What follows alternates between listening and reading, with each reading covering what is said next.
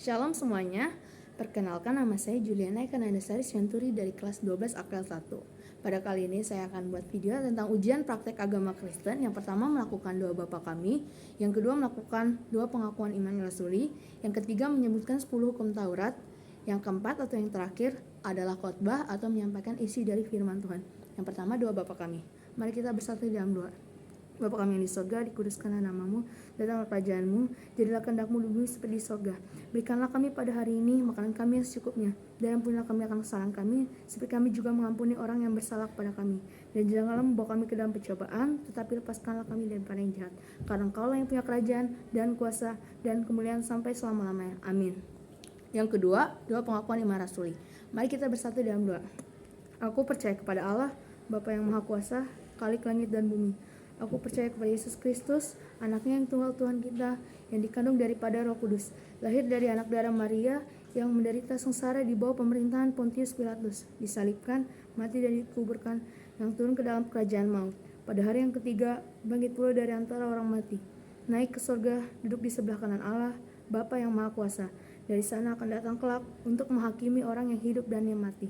Aku percaya kepada Roh Kudus dan adanya satu gereja Kristen yang kudus dan am, persekutuan orang kudus, pengampunan dosa, kebangkitan daging, dan hidup yang kekal. Amin. Yang ketiga menyebutkan 10 hukum Taurat.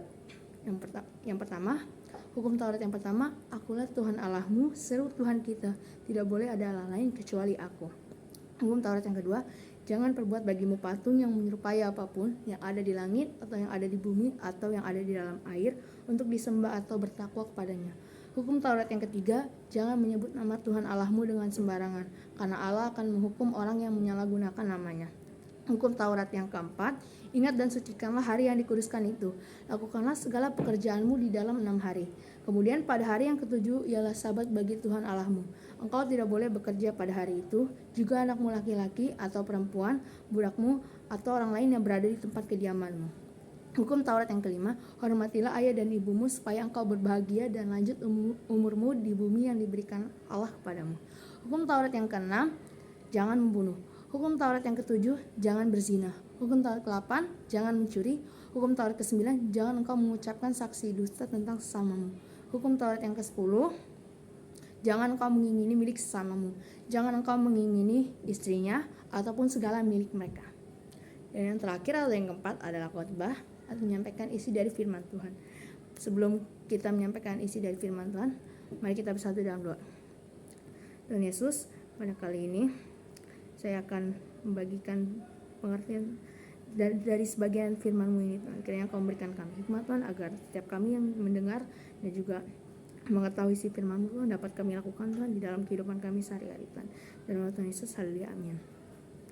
Baik, shalom semuanya, shalom saudara-saudara yang dikasihi Tuhan Yesus, shalom Miss Selfie. Pada kali ini saya akan mengambil isi dari firman Tuhan yang bertemakan hidup dalam naungan Tuhan. Kita ambil pada ayat Alkitab Yohanes pasal 14 ayat 1 sampai 14. Mari kita baca bersama-sama. Rumah Bapa, janganlah gelisah hatimu, percayalah kepada Allah, percayalah juga kepadaku. Di rumah Bapakku banyak tempat tinggal. Jika tidak demikian, tentu aku mengatakannya kepadamu, sebab aku pergi ke situ untuk menyediakan tempat bagimu. Dan apabila aku telah pergi ke situ dan telah menyediakan tempat bagimu, aku akan datang kembali dan membawa kamu ke tempatku, supaya di tempat di mana aku berada, kamu pun berada. Dan kemana aku pergi, kamu tahu jalan ke situ. Kata Thomas kepadanya, Tuhan, kami tidak tahu kemana engkau pergi. Jadi bagaimana kami tahu jalan ke situ? Kata Yesus kepadanya, akulah jalan dan kebenaran dan hidup. Tidak ada seorang pun yang datang kepada Bapa kalau tidak melalui aku. Sekiranya kamu mengenal aku, pasti kamu juga mengenal Bapakku. Sekarang ini kamu mengenal Dia dan kamu telah melihat Dia. Kata Filipus kepadanya, Tuhan, tunjukkanlah Bapa itu kepada kami, itu sudah cukup bagi kami. Kata Yesus kepadanya, telah sekian lama aku bersama-sama kamu, Filipus, namun engkau tidak mengenal aku. Barang siapa telah melihat aku, ia telah melihat Bapa. Bagaimana engkau berkata, tunjukkanlah Bapa itu kepada kami? Tidak percayakah engkau bahwa aku di dalam Bapa dan Bapa di dalam aku? Apa yang aku katakan kepadamu, tidak aku katakan dari diriku sendiri, tetapi Bapa yang diam di dalam aku, dialah yang melakukan pekerjaannya. Percayalah kepadaku bahwa aku di dalam Bapa dan Bapa di dalam aku. Atau setidak-tidaknya percayalah karena pekerjaan-pekerjaan itu sendiri. Aku berkata kepadamu, sesungguhnya barang siapa percaya kepadaku, ia akan melakukan juga pekerjaan-pekerjaan yang aku lakukan. Bahkan pekerjaan-pekerjaan yang lebih besar daripada itu. Sebab aku pergi kepada Bapa, dan apa juga yang kamu minta dalam namaku, aku akan melakukannya, supaya Bapa dipermuliakan di dalam Anak. Jika kamu minta sesuatu kepadaku dalam namaku, aku akan melakukannya. Baik, amin. Dari Yohanes pasal 14 ayat 1 sampai 14 ini kita bisa lihat dari temanya hidup dalam naungan Tuhan dengan judul Rumah Bapa. Rumah Bapa yang berat ini adalah kerajaan surga, di mana kita tahu itu tempat tinggal dari Tuhan kita yang Tritunggal, yang disebut Allah Bapa, Allah Anak, dan juga Roh Kudus. Kita bisa lihat kalau di pasal 14 ini dari ayat 1 sampai 2. Yang pertama, kita diajarkan poin penting bahwa kita itu jangan gelisah. Jangan gelisah, maksudnya ini apa? Kita jangan gelisah kalau misalkan kita menjadi pengikut Kristus ataupun jadi anak-anak Tuhan, kita tidak mendapat bagian dari kerajaan surga. Itu salah, karena jika kita percaya dan memiliki iman yang teguh kepada Tuhan Yesus, maka kita dipastikan dan juga disediakan tempat oleh Tuhan Yesus di dalam kerajaan surganya. Terus yang kedua, kita bisa lihat di ayat emasnya Yohanes pasal 14 ayat 6. Kita baca sampai ayat 7. Kata Yesus kepadanya, akulah jalan dan kebenaran dan hidup. Tidak ada seorang pun yang datang kepada Bapa kalau tidak melalui aku. Lanjut ayat 7. Sekiranya kamu mengenal aku, pasti kamu juga mengenal Bapakku. Sekarang ini kamu mengenal dia dan kamu telah melihat dia. Jadi sudah jelas banget di ayat emas ini yang Yohanes pasal 14 ayat 6. Jadi dikatakan hanya Tuhan Yesuslah satu-satunya penolong dan juga juru selamat untuk umat manusia, karena dia datang ke dunia ini untuk menebus seluruh dosa manusia dan tidak ingin manusia terjerat di dalam maut yang dibuat oleh iblis. Dan juga di ayat 7-nya ini ada pengertian lagi bahwa sekiranya kamu mengenal aku, pasti kamu juga mengenal Bapakku. Sekarang ini kamu mengenal dia dan kamu telah melihat dia.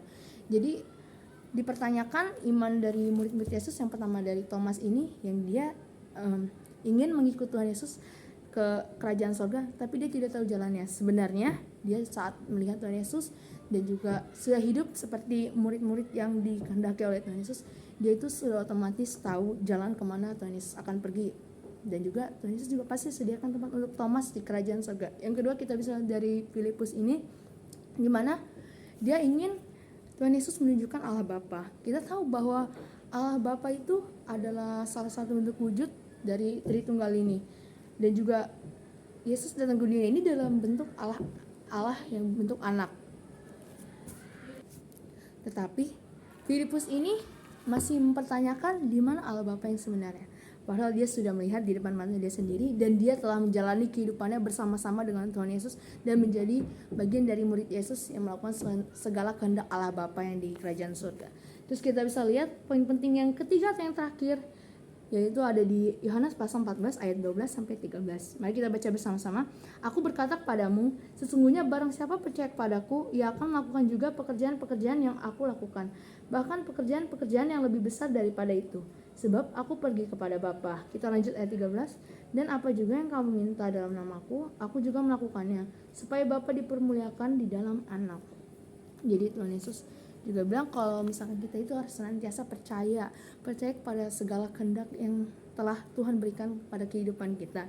Kita jangan gelisah, kita jangan takut, karena yang poin pertama itu kita diingatkan kita nggak boleh gelisah, jangan khawatir akan hari esok atau kejadian apa yang akan terjadi di dunia ini ke depannya. Dari 3 poin penting ini, mari kita ringkas lagi. Yang pertama, kita jangan gelisah karena kita tahu kita hidup bersama-sama dengan Tuhan Yesus. Jadi segala kehidupan kita ini pasti lancar jika kita terus bersama-sama dengan Tuhan Yesus. Terus yang kedua, kita harus menguatkan iman kita dan juga meneguhkan, karena kita tahu bahwa Tuhan Yesus adalah satu-satunya juru selamat. Karena dia sendiri mengatakan, akulah jalan dan kebenaran dan hidup. Tidak ada seorang pun yang datang pada Bapa kalau tidak melalui aku. Itu ada di Yohanes pasal 14 ayat 6.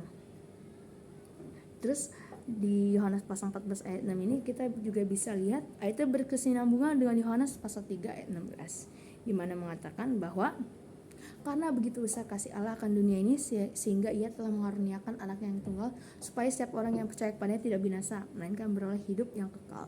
Jadi sudah nyambung antara Yohanes pasal 14 ayat 6 ini dengan Yohanes pasal 3 ayat 16 ini. Jadi kita jangan khawatir serta harus meneguhkan iman percaya kita hanya kepada Tuhan Yesus, karena kita tahu bahwa Dia hanyalah satu-satunya juru selamat dan juga penolong bagi kehidupan kita dan juga bagi seluruh umat manusia yang senantiasa percaya dan mau menjadi anak dari Tuhan Yesus yang melakukan segala kehendak yang Tuhan kehendaki.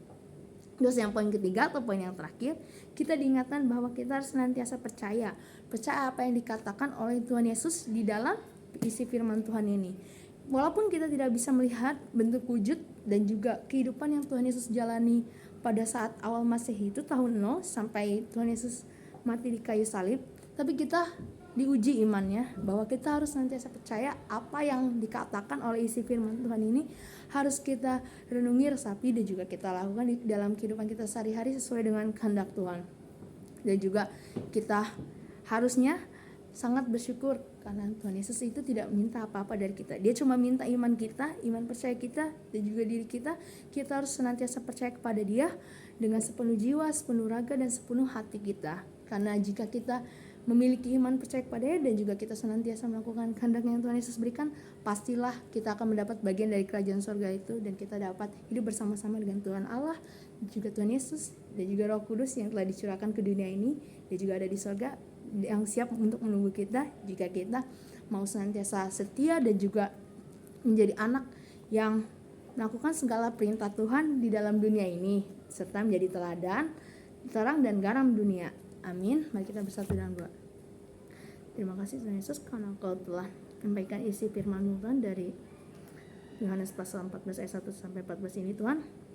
Dan juga Tuhan, kiranya firman yang diberikan Tuhan kepada kami Tuhan, Engkau dapat menjadi rema dan juga kami dapat senantiasa menjadi anak-Mu dan juga pelaku dari firman-Mu Tuhan, bukan hanya menjadi pendengar, tapi kita dapat menjadi terang dan garam serta teladan bagi orang-orang di sekitar kami Tuhan, agar mereka bisa mempermuliakan lagi Tuhan nama-Mu Tuhan, lebih besar lagi Tuhan di atas segalanya. Baik Tuhan, sekian doa yang saya panjatkan Tuhan. Engkau tahu kelebihan dan kekurangan dari doa saya ini Tuhan, dan juga untuk kekurangan Tuhan hanya Engkau yang tahu, dan isi hati hamba-Mu ini Tuhan hanya Engkau yang tahu Tuhan. Terima kasih Tuhan Yesus, haleluya, amin. Shalom semuanya, Tuhan Yesus memberkati.